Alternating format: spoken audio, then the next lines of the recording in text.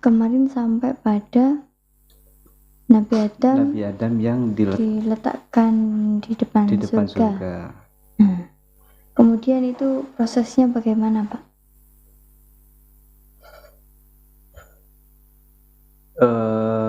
Sedikit menyinggung sejarah yang kemarin ya, cerita yang kemarin,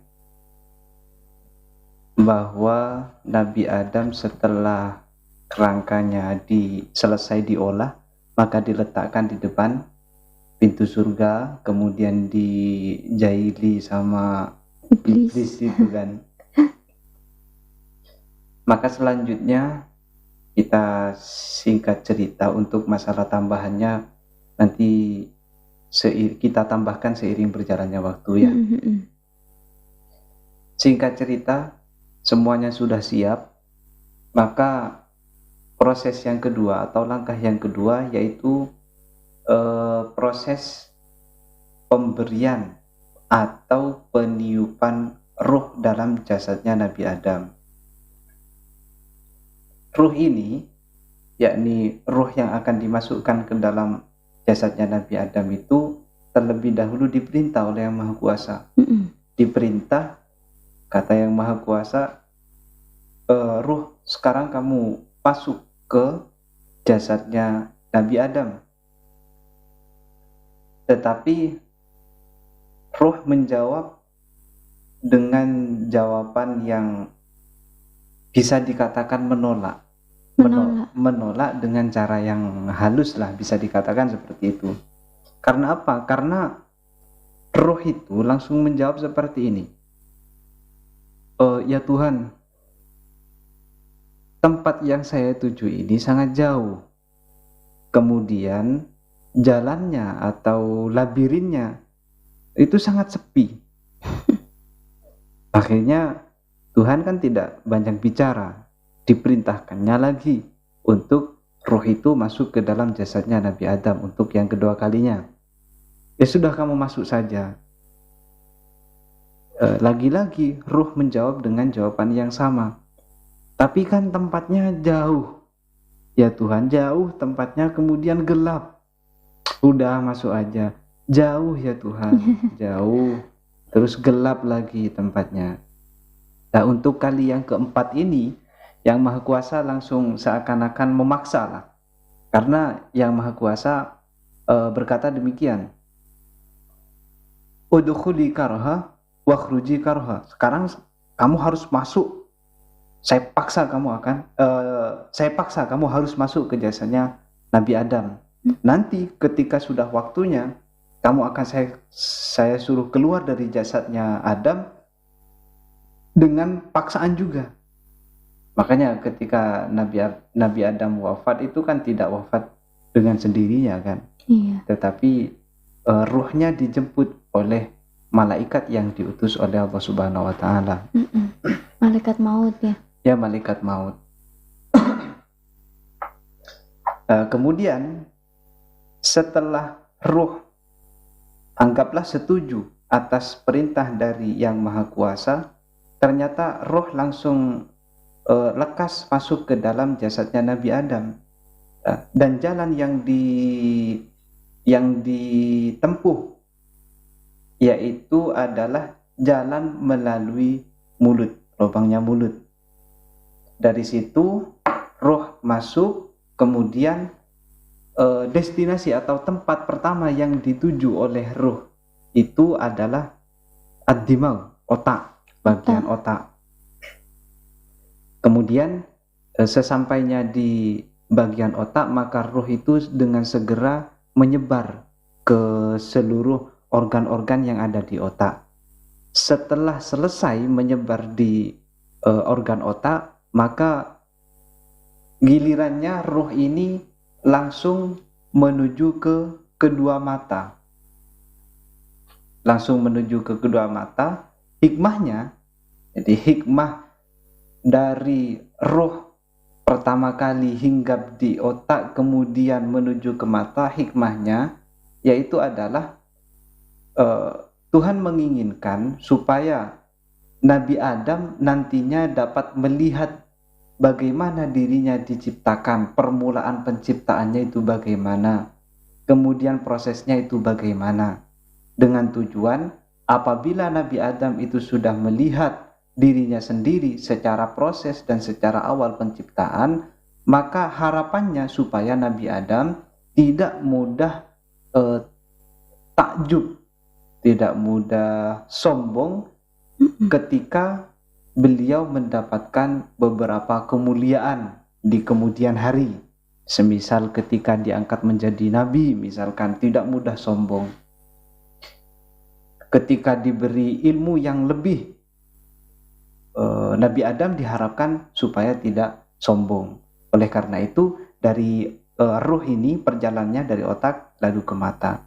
Kalau kita ingat lagi ke perjalanannya iblis, iblis itu kan salah satu penyebab dia enggan untuk sujud, salah satunya kan ditakjub. Iya, sombong. Sombong, merasa dirinya itu lebih mulia karena diciptakan dari api, kemudian merasa dirinya lebih hebat disebabkan dia itu melakukan ibadah yang begitu banyaknya, beserta ilmu-ilmu yang sangat banyak yang dimiliki oleh iblis. Akhirnya dia takjubkan. Nah, supaya Nabi Adam tidak sama nasibnya seperti itu, makanya roh pertama kali hinggap ke otak, kemudian ke mata. Sudah. Untuk perjalanan selanjutnya, maka roh ini berjalan dari mata ke hidung, ke janur hidung. Sesampainya di janur hidung, Nabi Adam kok ini merasa ingin bersin, tiba-tiba ingin bersin. Akhirnya betul, Nabi Adam itu bersin. Setelah selesai bersin, maka seketika ruh langsung berpindah ke lisan. Turun ke lisan ya? Turun ke lisan. Karena ruh sudah berada di lisan, maka Yang Maha Kuasa langsung menuntun supaya Nabi Adam mengucapkan Alhamdulillah. Makanya tidak heran kalau saat ini ada kesunahan ketika bersin mengucapkan Alhamdulillah. Alhamdulillah. Yaitu karena cerita perjalanan roh itu sudah dimulai dari Nabi Adam ya. Sebetulnya iya. Dan di dalam kisah yang lain gitu kan, di dalam kisah yang lain selain kisah yang disampaikan oleh As-Sa'labi, ternyata ketika Nabi Adam selesai mengucapkan Alhamdulillah, Yang Maha Kuasa menjawab, Yarhamuka Rabbuka khalaqtuka lirrahmah. Makanya sampai sekarang ketika ada orang bersin kemudian mengucapkan Alhamdulillah, maka yang mendengarkan sunnah untuk menjawabnya, Yarhamukallah.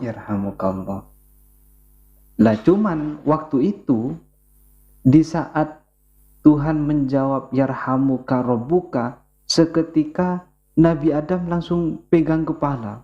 Waduh, seakan-akan seperti itulah kalau kita praktekkan. Akhirnya ditanya oleh Yang Maha Kuasa, loh, ada apa? Kok kamu seperti itu? Saya sudah melakukan dosa, wahai Tuhanku. Dari mana kamu tahu? Itu tadi jenengan ketika saya selesai bersin dan membaca Alhamdulillah, jenengan menjawab Yarhamuka Rabbuka. Berarti kan secara arti jenengan memberikan rahmat ke saya. Iya, memang iya, seperti itulah. Rahmat itu kan untuk orang-orang yang berdosa. Berarti saya kan melakukan dosa, kata Nabi Adam. Nah, dari cerita itu kan tadi cerita yang awal ada hikmahnya. Nah, sekarang dari praktek Nabi Adam ketika diucapkan Yarhamuka Rabbuka, kemudian mengucapkan aduh, terus berkata seperti itu kepada Allah. Nah, itu mungkin ada hikmahnya juga. Iya, secara hikmah ya. Jadi apa yang dilakukan oleh Nabi Adam, yaitu memegang kepala, ini seakan-akan menjiprat, mengalir ke anak keturunan Nabi Adam, di mana anak keturunan Nabi Adam itu ketika mendapatkan musibah, ketika melakukan kesalahan, kekeliruan, atau mendapatkan kepedihan dan lain sebagainya, rata-rata mereka itu langsung pegang kepala, ya Allah, kenapa hidup saya seperti ini? Oh, itu berarti ada sanadnya ya? Ya ada lah, itu yang dicontohkan Nabi Adam itu. Ya kalau ada teman kita, sahabat kita yang seperti itu, gak usah heran, gak usah kita melarang tangannya itu loh, gak usah seperti, gak usah, karena itu memang sudah ada sudah adatnya memang seperti itu, bisa dikatakan sunatullah lah itu. Udah selesai. Proses selanjutnya dari hidung ke mulut, ke lisan, setelah ke mulut baru ke dada, ke seluruh anggota dada. Sesampainya di anggota dada, tiba-tiba Nabi Adam langsung berdiri.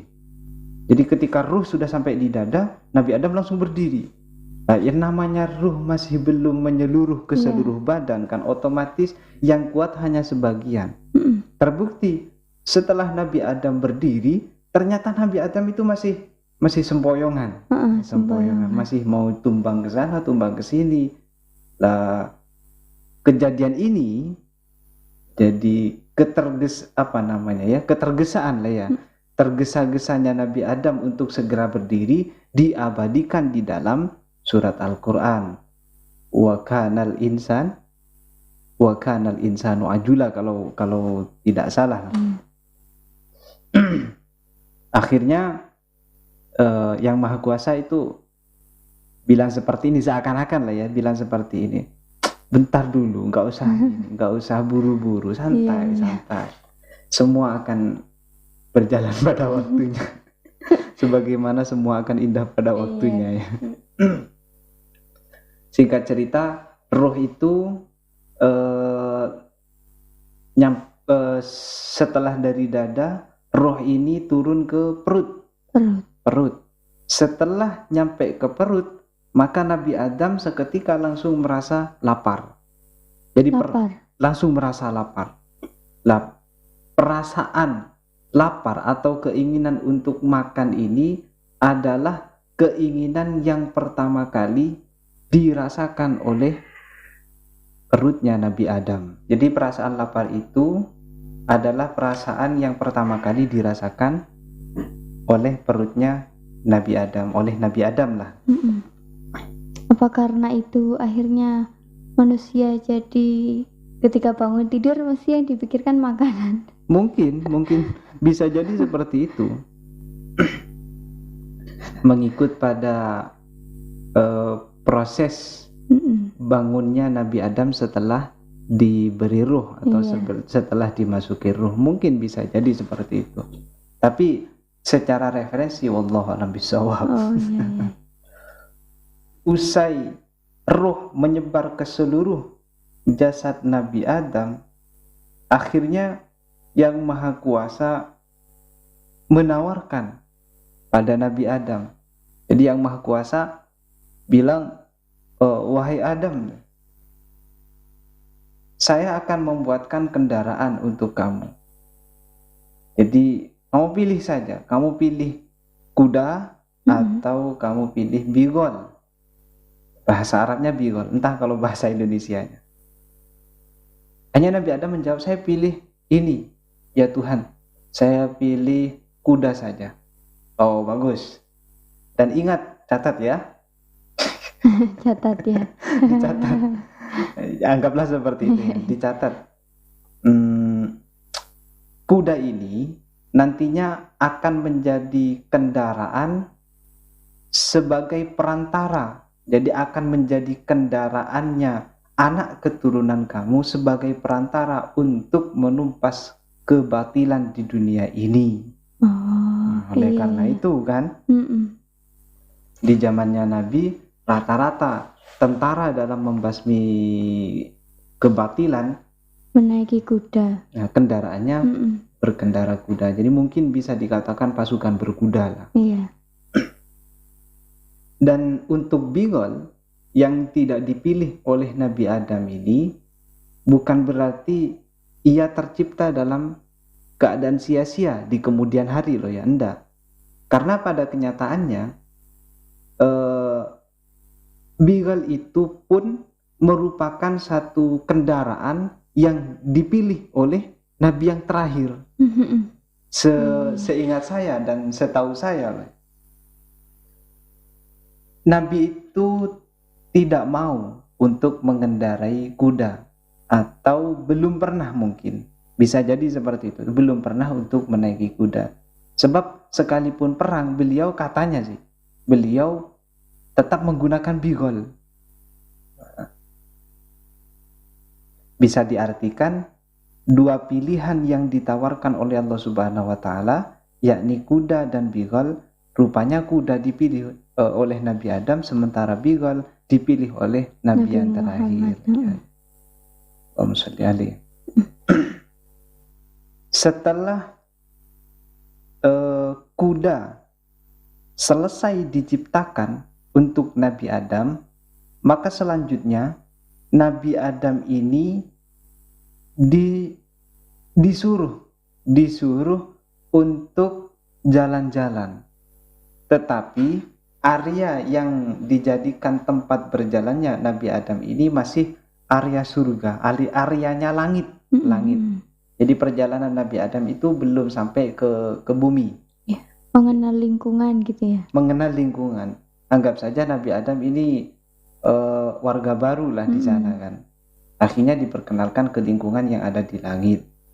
Jadi karena Nabi Adam ini adalah warga baru, akhirnya Nabi Adam diberi 3 pendamping, malaikat 3 pendamping, yaitu pertama malaikat Jibril sebagai pemegang kendali kuda yang dikendarai oleh Nabi Adam, dan di sebelah kanan adalah malaikat Mikail, sementara di sebelah kiri adalah malaikat Israfil.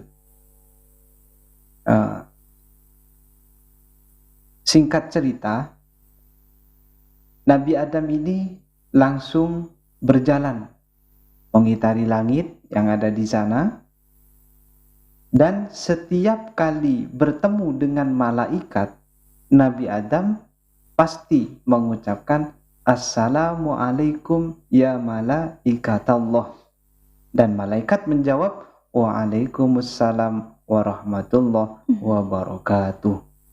Kebiasaan yang dilakukan oleh Nabi Adam ketika bertemu dengan makhluk lain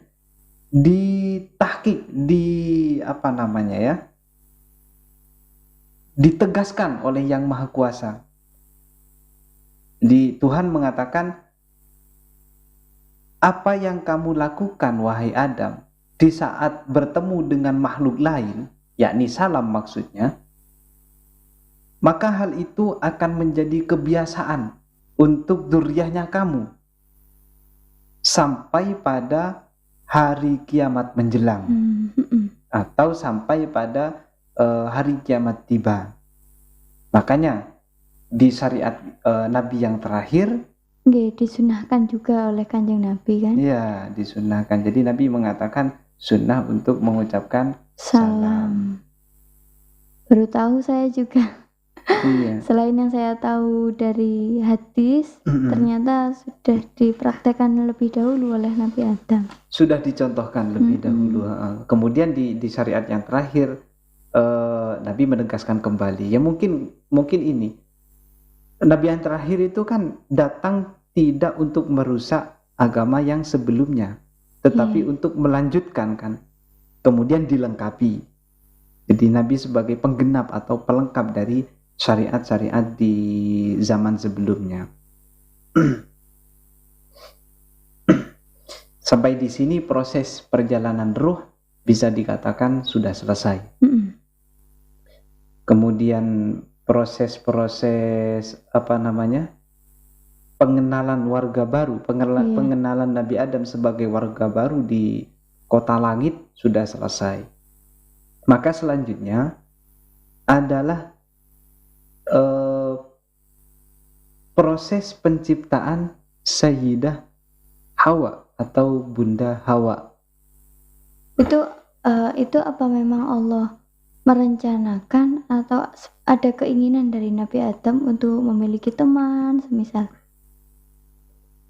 Di kitabnya As-Sa'labi itu beliau cuma mengatakan begini, setelah beberapa hari Nabi Adam di surga, jadi Tuhan berkehendak untuk menciptakan teman. Di As-Sa'labi mengungkapkan seperti itu. Beliau Allah Subhanahu wa taala berkehendak untuk menciptakan teman sebagai pendamping dari Nabi Adam. Oleh karena itu, singkatnya Nabi Adam diberi rasa ngantuk. Suatu ketika Nabi Adam diberi rasa ngantuk oleh Allah Subhanahu wa taala, dan ternyata betul Nabi Adam langsung tertidur.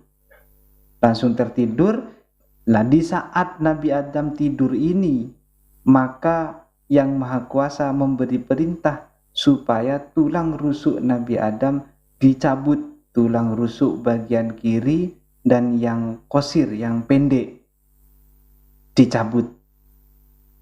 Fungsinya untuk apa? Yaitu sebagai bahan untuk menciptakan Sayyidah Hawa.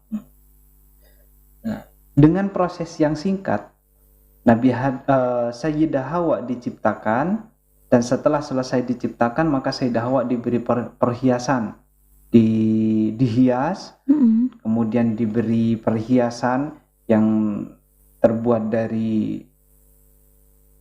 perhiasan surga lah. Kalau bendanya itu apa saya kurang paham. Nah, selesai dihias, Sayyidah Hawa kemudian diletakkan di sebelah kepalanya Nabi Adam, sehingga ketika Nabi Adam bangun, maka secara otomatis kan beliau langsung bisa melihat Sayyidah Hawa kan begini. Lah, ternyata betul. Ketika Nabi Adam bangun dan melihat Sayyidah Hawa, sebelum Nabi Adam berbicara, malaikat tanya. Maksudnya malaikat bertanya ini adalah untuk ngetes, untuk menguji sejauh mana pengetahuan dan sejauh mana ilmunya Nabi Adam. Akhirnya malaikat tanya, Nabi Adam, apa yang ada di samping kamu? Perempuan, kata Nabi Adam. Apa namanya? Hawa. Kemudian kenapa diberi nama Hawa? Karena li'annaha khuliqat min syai'in hayyin. Karena dia diciptakan dari sesuatu yang hidup. Pertanyaan yang terakhir, kata malaikat, untuk apa Hawa ini diciptakan? Dijawab oleh Nabi Adam, Hawa ini diciptakan supaya dia merasa tenang atas kehadiran saya, dan supaya saya merasa tenang atas kehadiran dia. Oleh karena itu biasanya di ayat-ayat yang kita baca di dalam Al-Quran itu kan dijelaskan bahwa Yang Maha Kuasa menciptakan manusia itu min nafsin wahidah, kemudian menciptakan pasangannya supaya nanti seorang lelaki merasa tenang atas kehadiran seorang perempuan, dan perempuan merasa tenang atas kehadiran seorang lelaki. Berarti pasangan dari seseorang itu semisal suami istri, berarti istrinya itu diambil dari tulang rusuknya suaminya, begitu ya? Kalau di kisahnya Nabi Adam iya, tetapi untuk di manusia selanjutnya masih mukhtalaf, masih ada perbedaan pendapat dari para ulama. Jadi perempuan yang diciptakan dari tulang rusuknya laki-laki yaitu adalah Sayyidah Hawa saja. Ada yang mengatakan yakni tiap perempuan yang ada di dunia ini diciptakan dari tulang rusuknya laki-laki. Pertanyaannya, iya kalau cuman beristri satu. Kalau beristri 4, Iya kan? Kalau istrinya 4, nanti kan 4 rusuknya. yang hilang berarti kan 4. Untuk hal yang penting diperhatikan dalam kisah ini, yaitu adalah ketika Nabi Adam tulang rusuknya diambil, ternyata Nabi Adam ini tidak merasa sakit. Jadi beliau tidak merasa tulang rusuknya telah diambil dan tidak merasa sakit juga. Hikmahnya itu apa? Hikmahnya yaitu adalah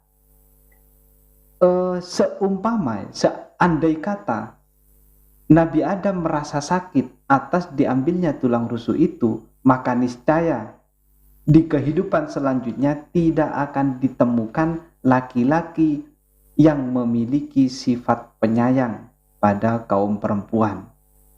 Seandainya merasa sakit. Berhubung Nabi Adam merasa sakit, maka dzurriyyahnya Nabi Adam memiliki kasih sayang pada seorang perempuan. Kesimpulannya kan semestinya seperti itu. Kalau melihat fakta, kenyataannya, melihat kenyataan,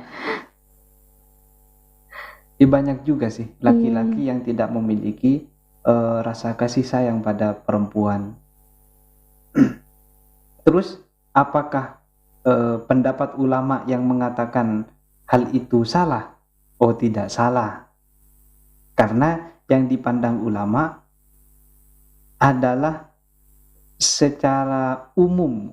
Jadi secara umum laki-laki pasti memiliki rasa sayang pada kaum perempuan. Maka kalau yang diperhitungkan adalah secara umum, maka tidak menafikan ada beberapa kasus yang dikecualikan dari keumuman itu. Ini kan, kalau kita kembali ke usul kan seperti itu. Jadi memang nggak setiap orang begitu ya, cuma secara umum saja. Secara umum seperti itu. Yang perlu dicatat lagi, laki-laki dan perempuan secara aura lebih awet laki-laki. Bisa dibilang seperti ini. Laki-laki tambah hari tambah kuat gantengnya atau tambah awet gantengnya. Tapi kalau perempuan tambah hari tambah luntur cantiknya. Kenapa seperti itu? Karena laki-laki terbuat dari tanah. Sementara tanah lambat laun seiring berkembangnya zaman tambah mahal harganya.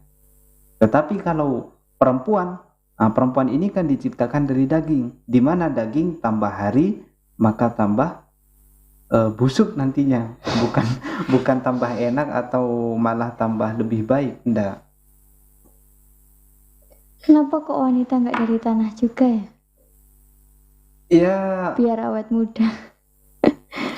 Perempuan kan cenderung seperti ini loh ya. Perempuan itu cenderung berpikirnya kan tidak menggunakan otak. Bisa dikatakan seperti itu. Cenderung ketika berpikir cenderung menggunakan perasaan. Buktinya apa? Kita sedikit kembali ke fikih. Di dalam fikih dikatakan bahwa yang mengatur nafkah kan kaum laki-laki, bukan kaum perempuan. Kenapa seperti itu? Karena kaum perempuan itu berpikirnya menggunakan perasaan. Artinya, seumpama kaum perempuan diberi uang belanja, dipasrai uang belanja, maka ketika kaum perempuan ke pasar, bisa jadi dia lupa daratan nanti. Salah satu contoh yang nyata. Salah satu contoh yang nyata loh ya. Coba jenengan rasakanlah ketika bulan puasa. Emak-emak ketika bulan puasa ngabuburit ke pasar misalnya. Biasanya loh ya, lihat ini pengen beli ini, lihat itu pengen beli itu. Akhirnya dibeli semuanya. Ternyata apa? Ketika nyampe ke rumah nggak dimakan. Atau bisa jadi sebagian malah dibuang. Jangankan itu, kadang kalau ke pasar saja, ke pasar tujuan awalnya niat pengen beli ini. Tapi begitu nyampe pasar lihat ini beli ini, lihat itu beli itu, akhirnya lupa pada tujuan awalnya. Iya, jangan nggak usah curhat lah.